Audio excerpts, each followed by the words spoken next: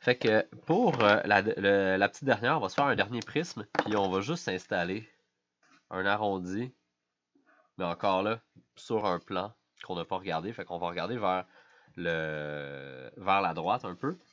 Fait qu'ici, c'est exactement comme si on avait eu, encore là, on avait fait un arrondi de quartier ici, en haut, en bas. Fait qu'on voit vraiment encore là la même relation que ces deux ellipses-là sont extrêmement similaires. Fait qu'on va regarder pour une dernière fois, juste pour se rappeler des beaux moments de ce cours. Voir si ça a progressé notre affaire. Oups, ça c'est un petit peu trop bas. C'est tout le temps quand j'essaie de contorsionner autour de ma page que ça scrape mes perspectives.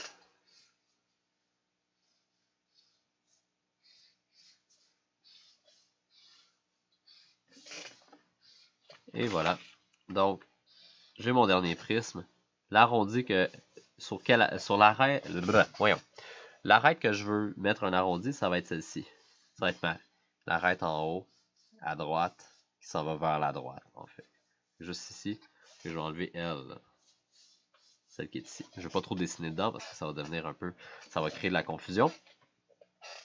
Puis là, on commence à être pas pire. Fait qu'à la place de comme tout construire comme 3D à l'intérieur de la forme, je peux aussi juste dessiner un carré sur la face avant, un carré sur la face arrière, créer mon arrondi, puis les relier. Ça va enlever beaucoup de lignes de construction. Ça va être plus rapide à faire aussi. Par contre, il faut quand même considérer la perspective dans tout ça. Fait qu'il faut quand même se checker. C'est juste que les lignes ne seront pas apparentes. Fait que moi, je vais dire, bon, ben mon arrondi va être gros comme ça. On va dessiner une ligne. Là, je l'ai faite un peu trop grande. Là, ici, voici. Cette ligne-là s'en va vers mon point de fuite à l'arrière.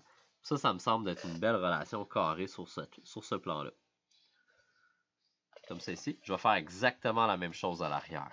Par contre, pour être en perspective, ce point-là s'en va à l'arrière. Je ne le trace pas, mais je fais ma ligne dans ma tête en faisant mon mouvement fantôme, puis je me dis, c'est pas mal là. Ici, oups, je l'ai tracé sans faire exprès. C'est pas mal ici. Ligne verticale, puis une ligne convergente vers la gauche. Ça ressemble pas mal à un carré aussi. Ici, c'est un petit peu long.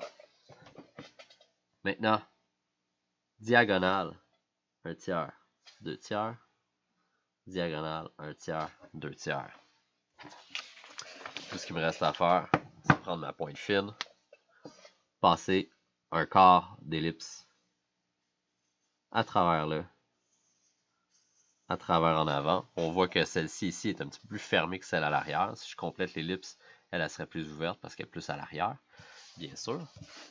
Puis, on est rendu avec notre arrondi qu'on a fait en le tiers du temps à peu près.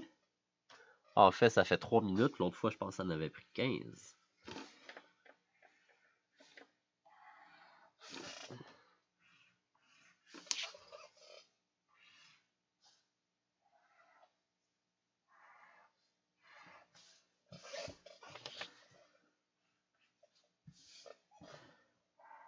Fait qu'on faut toujours sentir que l'arrondi à l'arrière a tendance à être plus ouvert que l'arrondi à l'avant.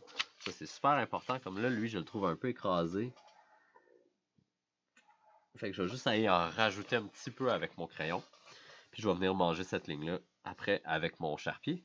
Puis on n'oublie pas d'aller relier les deux arêtes ici pour vraiment montrer qu'on a une face qui est droite ici, qui est droite là, puis ici c'est un arrondi. Et voilà, tout ce qui me manque c'est un peu de charpie. Comme ça.